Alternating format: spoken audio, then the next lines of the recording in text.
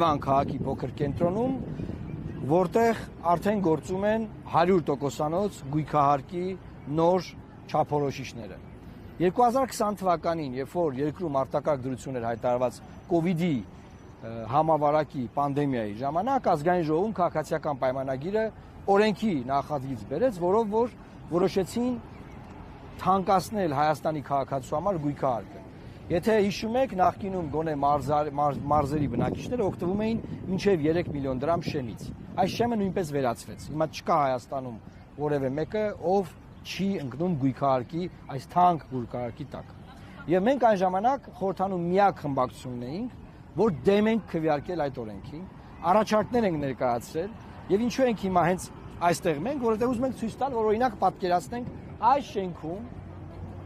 ինչ որ մեկը բնակվում է, ով որ իր բնակարանը ժառանգել է իր ծնողներից։ Ծնողները խորհրդային միության ժամանակ օրինակ եղել են մտավորականներ։ Սակայն այս մարդը հիմա թոշակով ապրող մարդ է։ Այս մարդն ասում է ժողովուրդ ջան, այս գույքահարկը որ այսքան թանկացրեք, ես չեմ կարող այստեղ ապրել։ Ինչ է ասում Նիկոլ Փաշինյանը։ Ասում է թանկ տեղ ես ապրում, կենտրոն ես ապրում, վաճառի գնա մասիվ։ Վաճառի գնա բան, չգիտեմ, փարակար գնա ապրի։ Եվ Արծվաշեն գնա ապրի, ասում է, ըստ Կարպիսի։ Ես այն ինչ նշանակում, սա նշանակում է, որ կենտրոնի բնակչությանը, ովքեր որ չեն կարողանում իրենց գույքահարկը վճարել, իշխանությունը էթնիկ զտման է ենթարկում գույքահարկի հիմքով։ Այսինքն մենք ունենք եվրոպական հարկեր հայկական աշխատավարձերով։ Այսինքն փոխանակ ընդհակառակ կլինի եվրոպական աշխատավարձեր, եվրոպական կյանքի որակ, հետո նոր հարկեր ընդհակառակն արվել։ Եվրոպական հարկեր հայկական աշխատավարձերով։ Հիմա մենք այստեղ ենք, որ ձեզ ասենք, որ ոչ մի ուժ, ովքեր որ մասնակցում են այս ընտրություններին, ծպտուն չի հանել, ձայն չի հանել, երբ որ գույքահարկը թանկացում էր մեր ժողովրդի համար։ Միակ ուժը, որ դա արել է խորհրդանում, դա եղել ենք մենք եւ ընկել ենք իշխանական կարկուտի տակ, այսպես ասած։ Հիմա մենք գնում ենք դեպի խորհրդարան։ Մենք ձեզ կոչ ենք անում, որ դուք քվեարկեք Լուսավոր Հայաստան կուսակցության օգտին, թիվ 19 քվեաթերթիկով, եւ մենք նվազեցնելու ենք տրամաբանական չափերի ենք բերելու, հայկական չափերի ենք բերելու գույքահարկի հարկը։ Նաեւ ուզում եմ ասել, որ գույքահարկը այսօր ինչպես են հաշվարկում։ Ուռճացված անշարժ գույքի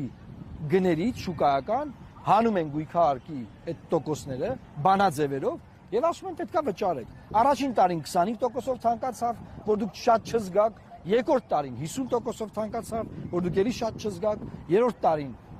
50, 75, հետո 100։ Այս տարի 2026 թվականն է, ամբողջանում է այս օրենքը եւ արդեն 100%-ով ձեր գույքահարկը այլևս թանկացած է։ Դուք այդ ձեր ծանոթություններում գույքահարկի վերաբերյալ դրանք տեսնում եւ ծանոթանում եք։ Մենք ձեզ կոչ ենք անում քվեարկել Լուսավոր Հայաստանի օգտին, աջակցեք մեզ, քվե տալով մեզ դուք ուղերձ եք տալիս